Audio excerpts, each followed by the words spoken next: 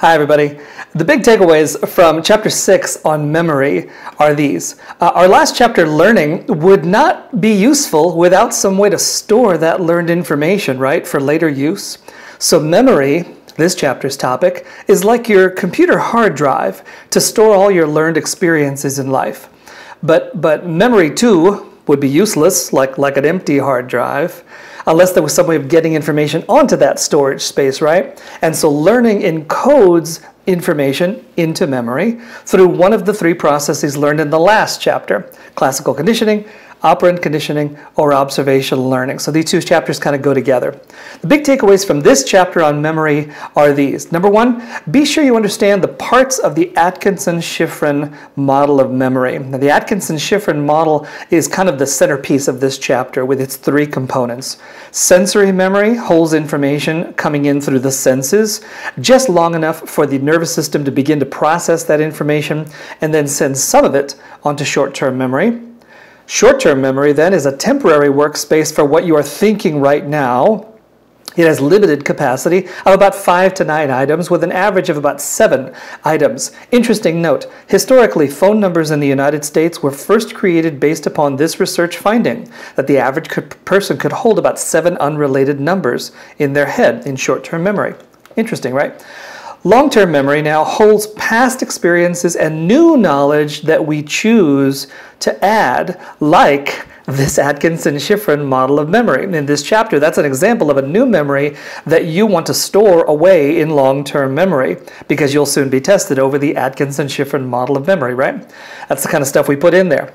Long-term memory is really remarkable when you consider how much stuff we need to store and retrieve just for daily activity. Every morning, we have to recall how to brush your teeth, how to make your breakfast, how to use your cell phone, how to navigate your way to the classroom. Such an enormous amount of information you have to hold in long-term memory. It really is amazing. Second takeaway, number 2, memory is reconstruction as well as reproduction. Memory is not simply reproduction because memory does not work like a video recording. People reconstruct memories, piecing them together from a few highlights and then using filler information that may or may not be accurate. But because we construct memories as we retrieve them from our memory bank, we put ideas together in the retelling of the memory. This means we may also distort those memories sometimes. It's now widely accepted that people, for example, simplify stories and past events in memory by omitting many of the details. The point is, memory is reconstruction as well as reproduction. The third takeaway from this chapter, let's talk about how we remember and how we forget. When computers were first invented, they were designed to mimic human sensation, memory storage, and retrieval.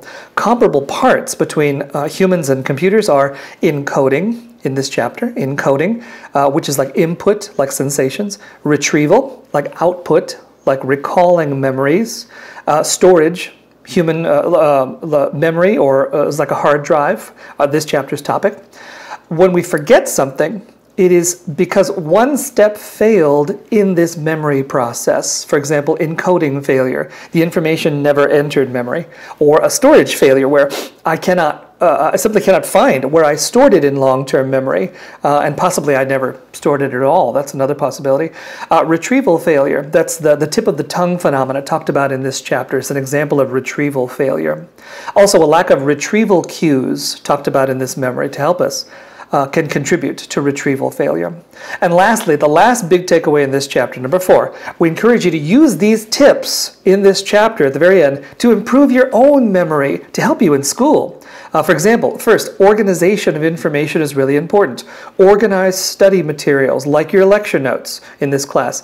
Also get organized in your mind for easier retrieval later in the test day, later on test day.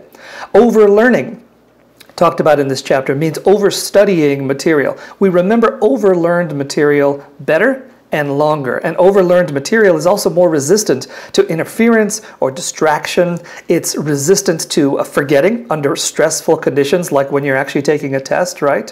You get under stress and you forget something, your mind goes blank. Elaboration, talked about in this chapter also. Elaboration means processing learned information at a deeper level of memory. Thinking of examples is a good way to understand that concept. So you want to write down examples that a professor uses during lecture. Use these tips in this chapter to improve your own memory to help you perform better in school. So, in summary, the big takeaways from Chapter 6 on memory are these. Number 1, be sure to understand the parts of the Atkinson-Shiffrin model of memory. Short-term memory, sensory memory, short-term memory, and long-term memory. Number 2, memory is reconstruction as well as reproduction. People reconstruct memories, piecing them together from a few highlights, and then using filler information that may or may not be correct in the details. Takeaway number 3, we forget because one step fails us in the memory process of encoding, storage, and retrieval. Those are the big takeaways from Chapter 6 on memory. Thanks, everybody.